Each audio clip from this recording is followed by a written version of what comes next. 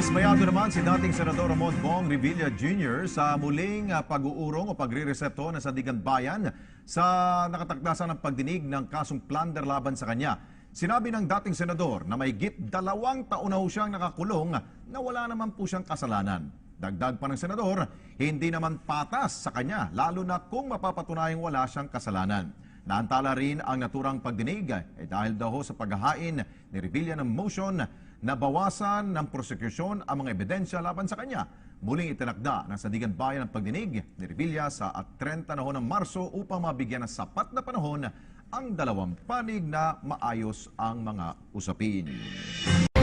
Sa iba pang balita, hinamon naman nila Senador Bong Revilla Jr. at Jinggoy Estrada sina Senate Blue Ribbon Committee Chair Cristo Gingona at Justice Secretary Lima na ilabas na ang nilalaman ng Napoles list. Ang buong ulat ihahatid naman sa atin ang aming kasama si Sam Ramirez, phone patch. Sam? Magandang hapon sa inyo, Princess. Hinamon nga nila Senator Jinggoy Estrada at Bong Revilla Jr. Dalawa sa mga mambabatas na nasasangkot sa pork barrel scam, si Justice Secretary Lima na ilabas na ang nilalaman ng Napoles list. Hinaing ni Estrada, hindi raw patas ang trato sa kanilang tatlo. Nang tanungin raw kasi si Lima ng media matapos ng 5-hour tell-all ni Napoles sa ospital ng Makati, kung kabilang silang tatlo sa idinawit, yes, absolutely ang sagot ni Lima. Ngunit nang tanungin naman kung may iba pang nadadawit, ang sagot naman ni Secretary De Lima, we have to verify. Dapat ay magkusa na lang rin niya si De Lima at hindi na dapat pang ipatawag sa Senado para lang isiwalat ang Napoles list. Dapat naman magbitiw si Blue Ribbon Committee Chairperson Gingona kung hindi niya ipasapina ang Napoles list o si Justice Secretary De Lima upang isiwalat ang nilalaman ng listahan. Ito ang sinabi ni Senator Bong Revilla. Dagdag pa ni Revilla, bakit pa pinapatagal ang paghihirap ng mga nasa Napoles list? Wala rin naman aniyang pagkakaiba kung ilabas ito ngayon, bukas, na buwan. Senators linked to the 10 billion peso pork barrel scam have a fresh appeal to Justice Secretary De Lima. They want her to reveal the contents of the Napoles list. The details from Sam Ramirez. Senators Jinggoy Estrada and Bong Revilla Jr., two lawmakers being implicated in the pork barrel controversy, decried the averred unfair treatment to them. The two noted that their names were quickly divulged to the public right after the scam broke out, even without verification. They asked Justice Secretary De Lima, why is it not the same with the public officials in the so-called Napoles list? When the reporter asked her, are the 3 senators included? Sabi niya, yes, absolutely.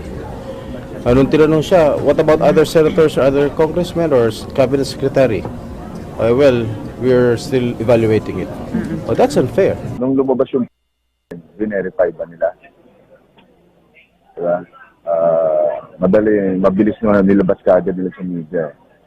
So, siguro, mas maganda, ilabas na lang lahat kung ano man yung nandiyan sa listahan na yan. At para mabigyan ng pagkakataon na sumagot yung mga taong sinasangkot dito. Estrada's message to Justice Secretary De Lima. With or without any committee hearing, she has to release that list if she has any. Bakit kailangan pa ng ano?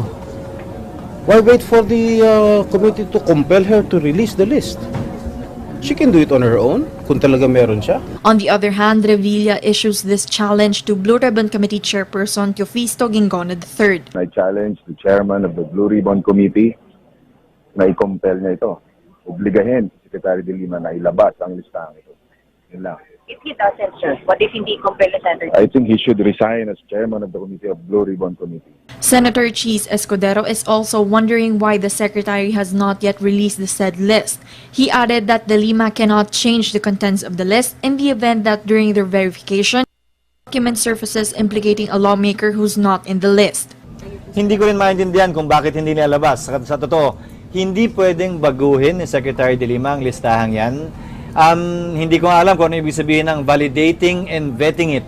Dahil paano pag sa validation nila hindi totoo? Hindi naman nila pwedeng amyendahan yung statement ni Napoles. Let it stand or fall based on what it says there. Meanwhile, only one more signature is needed to refer a Blue Ribbon Committee report on the Senate's pork probe to the Bills and Index Service for plenary scheduling. The Blue Ribbon Committee with the 20 membership has so far garnered 10 signatures. Convicting pork barrel scam Queen Janet Lim Napoles of serious illegal detention is an injustice done to her. This has been the explanation of Solicitor General Jose Calida in the manifestation in lieu of rejoinder he filed at the Court of Appeals last January, which recommends the acquittal of Napoles in the said case. In a press conference, Solicitor Calida claims gathering evidence proving that Napoles did not illegally detain his cousin Ben Horloy, the star witness in the plunder case in connection with the pork barrel scam. When we look at the evidence, the transcript of records, there are many glaring instances which will support the acquittal of the accused. He said there is no proof that Louis was coerced to stay at a retreat house, adding that he had a cell phone which he could use to call for help at the time of the supposed detention.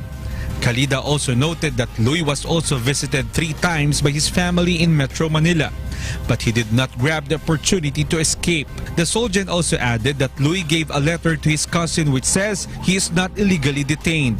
Calida further noted that during the time Louis was rescued by authorities, he told them that he was not detained against his will. Calida says there is also a CCTV footage and statements of guards at the building proving that he stated such. With facts like this, can you in conscience say that he should be convicted for the crime of serious illegal detention? Justice is blind and we should do justice, even if he is Ben Horloy. Calida also said that there will be no effect in their manifestation the acquittal of Napoles and other cases related to the pork barrel scam. This serious illegal detention has nothing to do with the alleged the cases of Janet Napoles in the DAP and PDAP. These are 2 separate matters. As far as we are concerned, Ben Horloy was not detained and therefore the case should be dismissed against him. Calida also denied that he is influenced by someone close to the president in filing the said manifestation. So is there a backstory you're seeing here if you do not believe that Ben Horloy was illegally detained by Janet Lim Napoles? You know, that's an interesting twist that we have discovered after we reviewed the records. First of all, it started with the Department of Justice. The NBI filed a complaint, and there was a panel of prosecutors who did the preliminary investigation. The findings of this panel of prosecutors was there is no probable cause to indict the accused. Okay? Then, even without a clarificatory hearing, presto, another decision came out indicting the accused. Now, was there anybody there in the DOJ who orchestrated this? Who? Because the secretary then, I believe, was Secretary Lila de Lima. Am I correct, sir? You said it. So are you saying that she was... What are you saying about her? Why did she have special interest in this case? There was already a panel of prosecutors. Let the prosecutors do their job. That is their job under the law. Why would the Secretary of Justice scout for one who is compliant to her wishes? So you're saying that Secretary de Lima again created another panel to look into this after the first panel dismissed the case? Yes, okay. Because she was not satisfied with the decision of the first panel. And the end goal is what, sir? Of Secretary Lila de Lima? To detain and convict Janet Lim Napoles. Why? Why? For many reasons. She might talk if she's not detained. She might implicate bigger fishes. And that's what we are looking now. And we'd like to thank those concerned citizens who gave us some information on this. What kind of, I know this, you can't give much to us, sir, but you're saying that a number of people are coming to your office. I mean, siguro po, pumupunta, nagsasabi po sa inyo. What's the strongest, probably, testimony you have so far? At least something that you can tell us. It's hard for us, sir, to Relating read to this between the case, lines. you mean? Yes. Well, we base our manifestation on the evidence on record. So, on the basis of this review of the records, we found out that there's really no probable cause. Why should we let a person suffer incarceration if she did not actually do it? 2 years after she was convicted of serious illegal detention, Janet Lim Napoles has found an ally in the country's chief attorney, who now questions the conviction on this charge before the Court of Appeals. Solicitor General Jose Calida said the manifestation will have no impact on Napoles' other cases in connection with the alleged pork barrel scam. But Napoles' lawyer, Stephen David, says otherwise. Yung mismong findings na yun ng soldier, official yun eh. So, alam mo, may weight yan eh.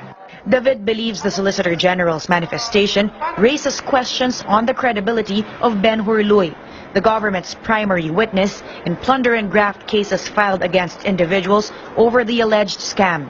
Ano kasi siguraduhan na totoo yun yung sinasabi niya at hindi lang siya nagpagamit. Former Justice Undersecretary Jose Justiniano, meantime, reiterates the Solicitor General's position that the illegal detention case will have no bearing on the pork barrel charges. Justiniano handled the pork barrel cases when he was still at the Department of Justice. Kung maniwala man ang Court of Appeals na sinasabing walang hindi credible si Benhart, hindi binding yun sa Sandigang Bayan.